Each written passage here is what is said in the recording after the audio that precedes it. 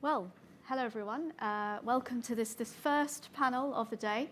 So hopefully we've got all the energy and excitement in the room still, I hope.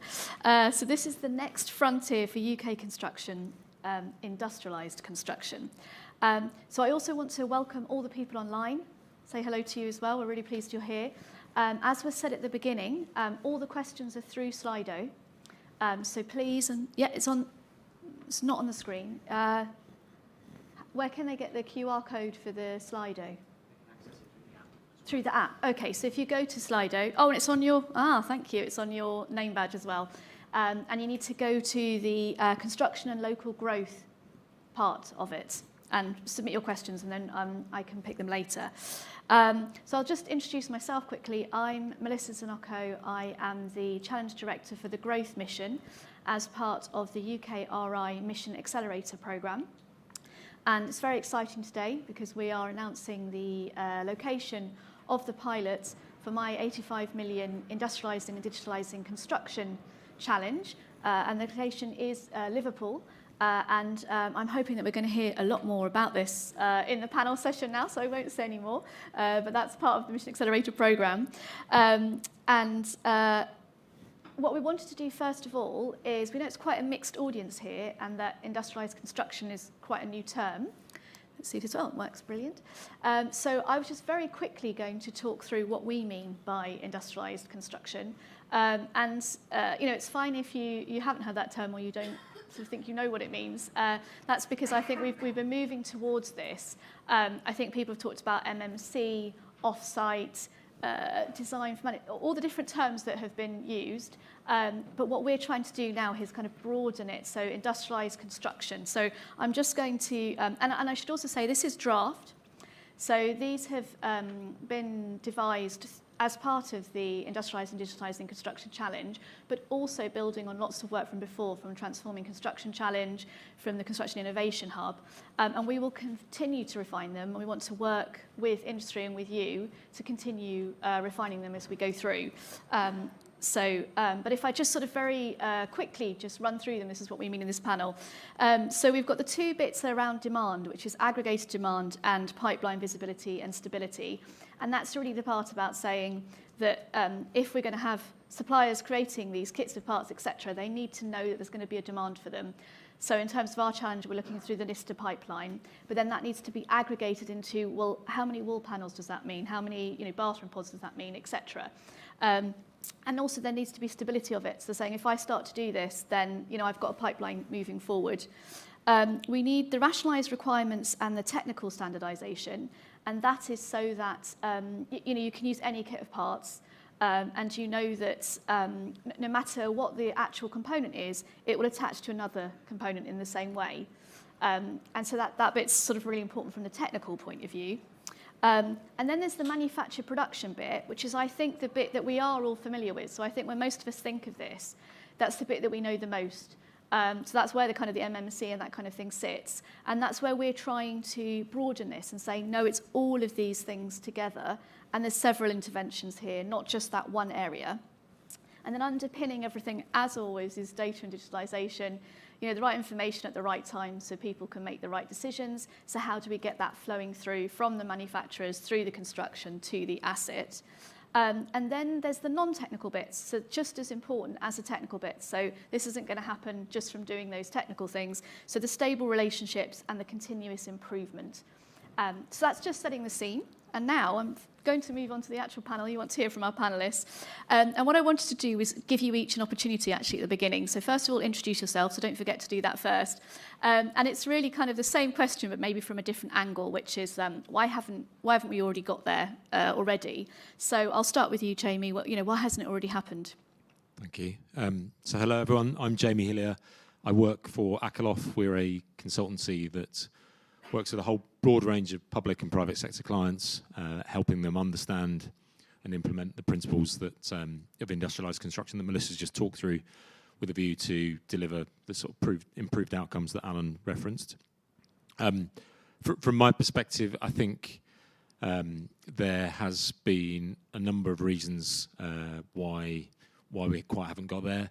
That said, I think there has been some pockets of excellence, and I think that the key differentiators effectively what Alan described, that we haven't been able to scale it nationally. I think some of the barriers, Alan, that you picked up, I think are very real, and I think certainly when you're trying to offset those barriers in the macroeconomic climate that we're wrestling with, it's hard. Having said that, I think there has been a number of areas and green shoots that I'm certainly seeing that I think give me confidence things are beginning to change. So certainly, in my own mind, there's probably three areas when you look at the governance structures that effectively enable the principles that Melissa's outlined.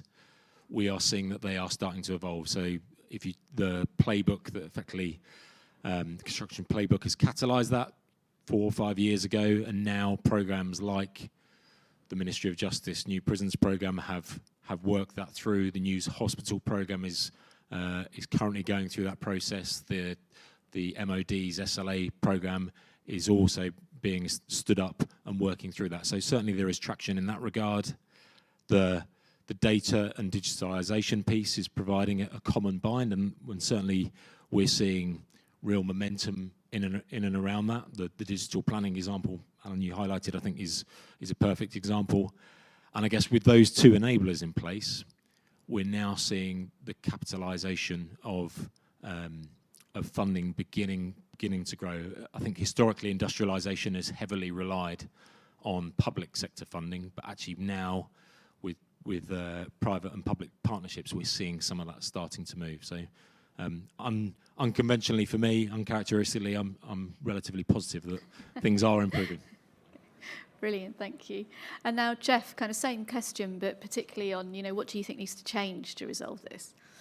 Morning, everyone. So Jeff Endean, I'm a director at CAST. We're a specialist in the residential sector, but also talking as part of our work in the West Midlands, where we've recently launched a supply chain collaboration of 35 plus growing what you might call industrialised construction companies. So a couple of perspectives for me on the on the market. Excuse me. So a phrase I like to use for where we are right now is a megatrend. I think megatrends are a really interesting way of thinking what's happening in our sector, because it's happening. There is change happening. It's happening behind us. Our own data shows that 1 in 5 new homes last year used some form of industrialised construction, MMC, whatever form of words you want to use. What's actually happening is the kind of non-visible, less kind of obvious forms of innovation that are happening, and that's being driven by market forces. So the megatrend thing is that the market forces are so strong, this is happening. Our challenge is how to accelerate it and scale it, and the kind of principles that are being discussed here are kind of really important in that sort of space. From our perspective, working in the West Midlands, really interesting because we've just created a cluster organisation in construction that sits alongside cluster organisations in automotive and aerospace and kind of much more established industrial sectors. What you have in those sectors is kind of major OEMs, major buyers that set the requirements for an entire supply chain. They say what's required and the supply chain innovates behind it. That doesn't really exist in construction. It's so fragmented. The kind of in our cluster, there's probably 2,500 economic buyers in automotive as Jaguar Land Rover, and that's probably about it in the Midlands, right? So that we don't have that kind of scale. So that's a major barrier. But I think to Jamie's point, there is real kind of progress here in the structures that are being put together to kind of bring collaboration together. I also think that actually we're not short of innovation. I think the solutions broadly exist. We don't really need to innovate new solutions. What we need to innovate is the process, the system, the overall coordination of how we bring supply and demand together. That's starting to happen. I think what's being proposed, we hear about next, is really exciting in that sort of space. So I think this is now about kind of acceleration and coordination to capture that megatrend. Brilliant, thank you. I'm not allowed to have favouritism, but Keith, I hope you're going to mention some things here. But if you particularly want to, we already know that there's lots of good things happening. So how can we sort of build on those successes and prevent reoccurrence of some of the notable market failures that we've seen? Thanks, Melissa. My name is Keith Waller. I'm the Director for Industrialised Construction at the High Value Manufacturing Catapult. And I've been working with Melissa and a number of people from industry over the last few months on the Mission Accelerator programme. And as Melissa mentioned earlier, today we are formally announcing, although we actually did the event yesterday in Liverpool, the £85 million 4-year programme where we're going to pilot an approach initially in social housing in Liverpool, but it's a national program. We're looking to scale out how we industrialise and digitalise construction. And of course, I think a number of the speakers have already said, and Alan certainly mentioned it, innovation isn't necessarily the gap that we're trying to fill. We are not, through the programme, trying to prove that manufacturing is a good thing. We know it's a good thing. We can measure that. What we're trying to create is an ecosystem that allows it to scale, another one of Alan's words. In fact, I'd spent about 10 years in the Treasury, and I only really got in trouble once. Only did, but with that, it was when I followed a business minister on stage who had said at some event at the Institution of Civil Engineers, I think it was a research event, he goes, the usual words a minister might use, I won't name him. You know, the UK has world-class R&D capability, and then flounced off stage back to his department, and I followed him on stage, and I said, I disagree with the minister. I think the UK has really good research. What it's really poor at is development, and that's scaling. But what it's world-class at is re-research, researching the same thing over and over again. And of course, when we start looking at that in the context of construction and industrialising it, there are so many fantastic solutions that have been brought to individual projects and programmes and sectors, but they haven't been able to scale. We've seen siloed progression, but not systemic progression. So really the key challenge for us is how do we start drawing in all of those really good things that are happening already and create a system, create a model that allows them to scale, that allows them to have confidence to invest, that delivers better homes, better schools, better public buildings. So we can actually deliver some of the growth that Alan mentioned. We can start to create real opportunity for businesses here in the UK. So it's not about innovating on a new system, a new solution, a new technology. There will be some of that. It's about creating the system that allows them to thrive.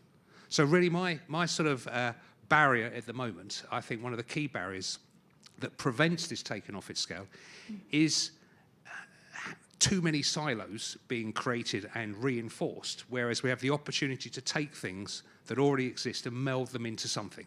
And Melissa, you know the word I'm going to use now, but there is a term I like to use, which is bricolage. And bricolage really is a sort of a word used in innovation and art, which is where you create something beautiful from things that already exist. So we have lots of solutions, lots of technologies, lots of businesses, lots of really clever people who've got a piece of that jigsaw. How do we help them shape those pieces into a picture that really delivers those benefits and growth? So it's not about inventing anything new. It's about bringing great things together and helping shape them so we can deliver that industrialised future. At the moment, as a nation, we spend £2.3 billion every year housing families in substandard temporary accommodation because there isn't the provision of homes. That is an absolute criminal shame. So if we can accelerate the delivery of homes, if we can create that ecosystem, that operating model that allows businesses to thrive, we can start to really make a difference to people's lives and really deliver the better built environment that we so desperately need here in the UK. Brilliant, thank you. I'm just going to remind everyone before we go to the next panellist about Slido, because at the end of this, then we're going to go to questions. So I'm sure you agree with everything that they've said, but if you want to raise a question, please get it in now. So on that, I'm going to go to you, Krithika, and I thought you might take a systems approach to this, to kind of what key system changes are that we need. Thank you. Thanks, Melissa. Hi, everyone. I'm Krithika. I'm the head of built environment and urbanism engagement at Connected Place Catapult. I'm also the co-chair of the West Midlands Advanced Construction Cluster, and I'm a member of the Mayor of London's Infrastructure Advisory Panel.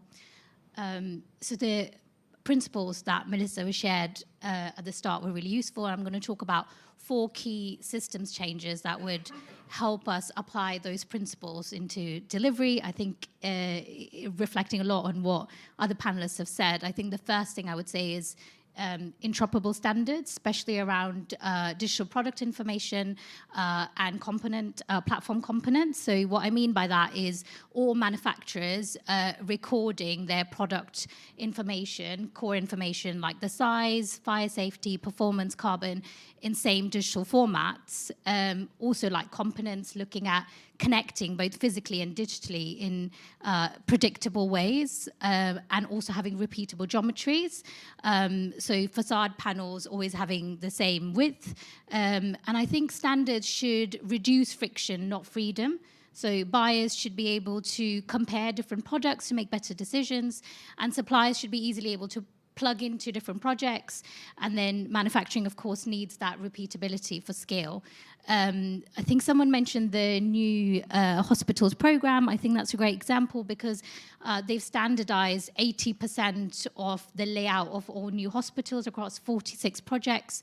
And that's really a great way to support industrialization. So that'd be my first. Second, I would say, and I think Melissa talked about this, digitally connected workflows. So information flowing from design to manufacturing, but also logistics and installation. This is where we can sort of start to look at automation, and we can start to look at doing real-time assurance, which ultimately will help us reduce costs and to really look at whole life performance improvement.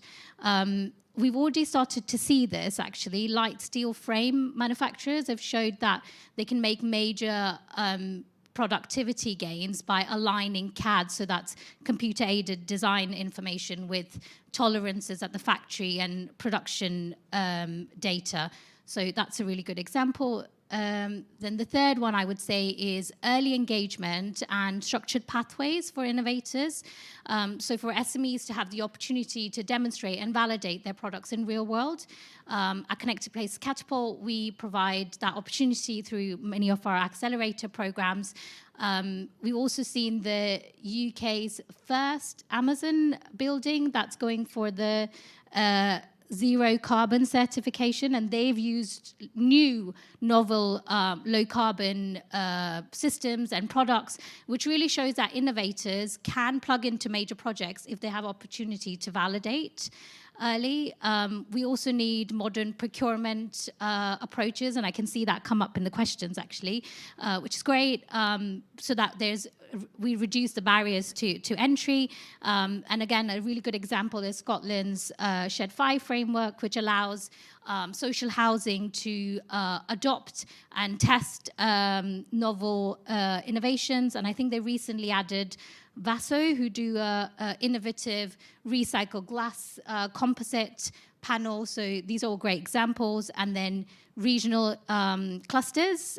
So Jeff talked about the West Midlands cluster, and clusters really help bring public sector clients, innovators, and contractors together to talk about new commercial models and shared risk, which is really essential. And lastly, I'd say this is what has been the theme today, is around pipeline visibility. NIST have talked about their 725 billion infrastructure pipeline. That's giving momentum. In West Midlands, the cluster has looked at 19.5 million housing pipeline, and that started to give suppliers visibility of future demand. And also programs like the new hospital program and Stanford's long-term capital cost framework. They're all showing that when clients provide stability and long-term investment potential, industry will invest and accelerate industrialization. Brilliant, thank you very much. So just to say again, if you have any questions, then please do use the Slido. But I'm going to start to go to the questions. So we've got one, I think it's quite a direct one for you actually, Keith. It says, with the IDC, oh no, it's all jumping around, I can't see it now. Definitely was there. Yeah, definitely. Oh, there we go. With the IDC challenge, it's perhaps easier to see how it will work once accelerators are up and running and manufacturers and industry engaged. But how do we get there, and what are the first core steps to drive engagement and get things running? Well, thanks, Alex, for the question. The first step was yesterday when we went up to Liverpool and we met with the Mayor, Steve Rotherham, and some of the housing providers, the social housing providers, and some of the supply chain up there. Now, we recognise, I mean, Alan talked about the 725 billion. We know about the government's ambition for 1.5 million homes. We know there's a huge amount happening on major projects and programmes. But we can't tackle all of that on the first day. We have to start somewhere.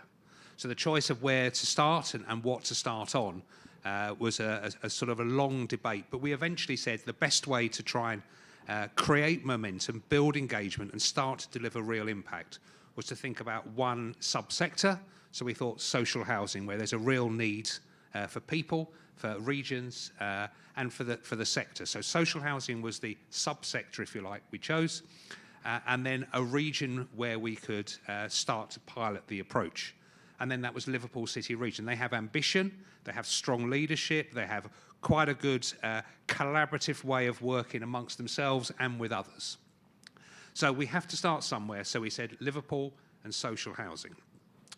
So it is very much a case that even though Melissa's challenge programme is being funneled at this moment through the high value manufacturing Catapult, we are not intending to or capable of delivering this in splendid isolation.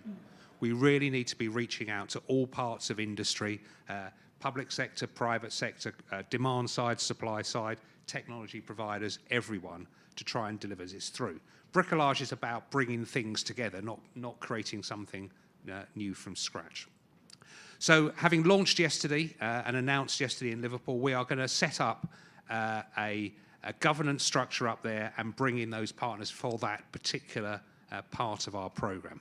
But we're also recognising there's quite a lot of work we need to do in terms of developing the technical solutions, the skills that are required, the processes that will support industrialised delivery at scale. So we'll be coming out with a number of calls for evidence for industry on specific topics that will form part of an industrialised construction future.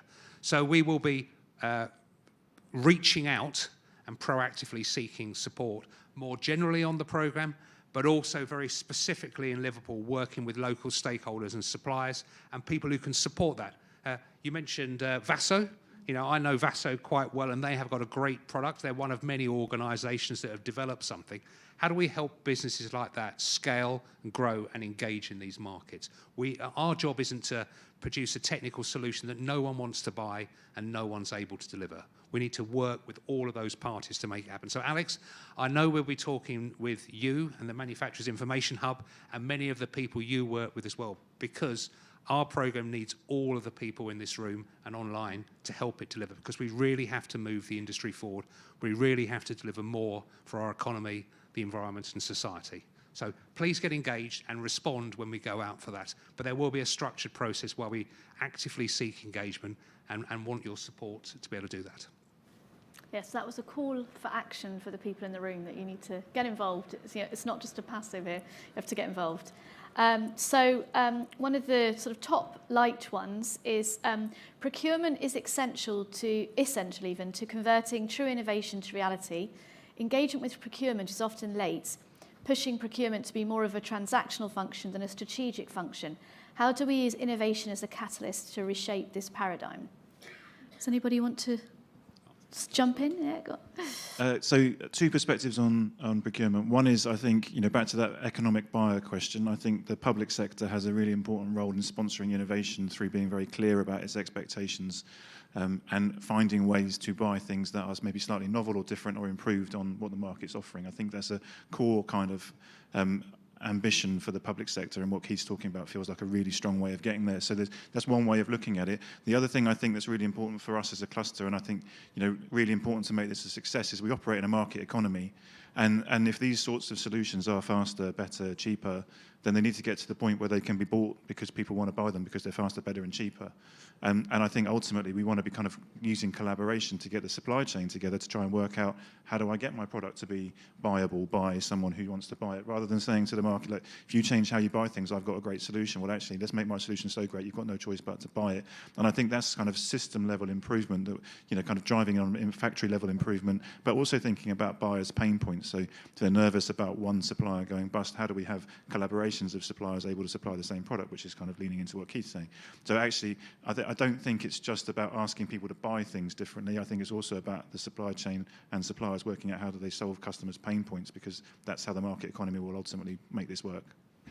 Can I add to that? Yes, please do. So I think I was talking earlier about opportunities to demonstrate and validate products. So that's a really good way of participating in accelerators, because procurement is really hard, and often, like a lot of in the keynote speech, John from NISTA was saying like 99% of the construction businesses are SMEs. So it's really hard because they have low capacity and there's lots of barriers to entry. So actually participating in those programs is a useful way.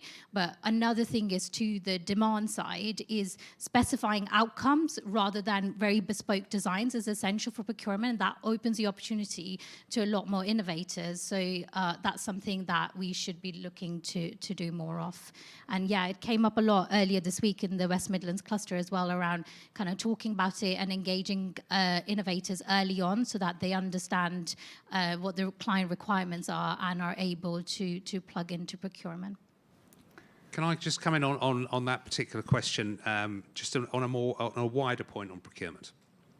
Procurement should not be about how cheap can I buy something and how much risk can I transfer to the supply chain, particularly if we're talking about public sector procurement. The government departments, their agencies should be looking to broader outcomes they wish to achieve from their procurement. How do you support jobs and growth? How do you support decarbonisation? How do you support UK businesses to scale and grow? So procurement should be something where we're taking a balanced view. It's not about the cheapest. It's certainly not about the most expensive either. It's about a balanced scorecard where we can make some rational, informed choices that support that. So an extreme example, if you're a government department and you've got 2 bids in for a particular project, that is industrialised, and one comes in flat packed from Southeast Asia and costs £100 million, but there is a UK alternative sustainably manufactured here, supporting jobs, ethically sourced, delivering revenue and an opportunity here in the UK, and that costs not £100 million, but £101 million. That's £1 million more cost, but it's significantly more than £1 million more value to the UK. So how do we make a value-based choice? That doesn't mean we buy British at every possible reason, but it means we have enough information to make an informed choice that supports better outcomes socially, economically, environmentally here in the UK. So procurement needs to be thinking about the outcomes. It needs to be thinking about a balanced scorecard. It has to be thinking about the whole life, rather than just a transaction to buy as cheap and transfer as much risk. So government has a key role here to look at how it procures, look how it sets out its requirements, and how it can support its own economic objectives, its own industrial strategy objectives, by taking a more balanced view and a more consistent view, as Jeff mentioned, rather than every project valuing the same things in different ways. And I can't let all those comments pass without mentioning Project 13. If you're talking about procuring for outcomes, Project 13 is the collaborative enterprise model where you procure for the capability to achieve the outcome, with all the things I've just added there, so I have to throw that in as well. So we're actually coming near the end, so this might be the last question. We'll try and squeeze another if we can. But the most popular, at the top of the billboard, is there's been mention of the successes and examples in the building sector, which for many years has established MMC and industrialised construction. Where do the panel see this scaling to other construction sectors, such as rail, highways and energy? And what learning can we take from buildings for this? Do you want to go first? Yeah. Do you want to jump in? I think in terms of the sectors that have been listed, actually, I think there's plenty of industrialised construction that already exists within those. So the elements, Melissa, that you showed earlier, there is an awful lot that is done in terms of repeatable processes, common designs, often driven by regulation and requirements. I'm thinking specifically in rail, highways and energy, that then actually almost provides a bind to support and industrialise the delivery. So I think, in answer to the question, I think there is two-way points of learning. You've just mentioned Project 13, which sits heavily in the infrastructure side, and certainly the building sector and the alliance models have taken a lot from that. I think equally, the infrastructure sector can certainly learn from some of the pitfalls the considerations around the sensitivity to pipeline and that longevity. So I think for me it is very much a two-way conversation, and probably the main area that I would see in those other sectors that would support scaling is creating the quick feedback loops, particularly when you're looking on long-term programs. Being able to initiate that learning quickly is really, really important. And certainly programs like Crossrail that have consciously set up learning legacies have an I3P have definitely supported that. So for me, I think it is almost a two-way street that we should look holistically and take learning in both directions. Yeah, and I think I agree with Jamie, and I think we've seen industrialisation in all these sectors mentioned that Katie mentioned in a question, but I think we've seen a progression because let's take highways as an example. There was quite a lot of project industrialisation and not enough network industrialisation at the start. If you take the gantries we all see on the smart motorways, they're obviously industrialised within the project, but if you go back a few years, every single one of them was uniquely designed for every motorway. They all had different bases, all different frames, all different systems associated with them. So industrialised within a project, but a silo that wasn't scalable across that. So that's been part of the work they've been addressing. Similarly, we've seen in the water sector, the water utility companies now starting to look at common assets they produce across their geographical area. You know, chemical dosing plants, he says, guessing, might be one of those sort of examples where they all produce lots of them on all their sites. However, even if they've industrialised within their own utility company, the other utility companies are using a slightly different approach or a slightly different specification or a slightly different route to market, which means we're losing some of those scale benefits. So they're creating silos that are better than doing nothing, but not as good as they might be. So I think there's real opportunity to look at how we can scale, not just within a project or within a sector, but across those areas where we see common assets, common types, common approaches, where we could deliver a lot more. And that helps support industry make better informed investment decisions. They can see a market that's long-term and sustainable, perhaps get rid of some of that lumpiness you might see within individual clients that could be a barrier within the pipeline. But a huge opportunity if we start to join things up and think at that system level rather than just at a project level.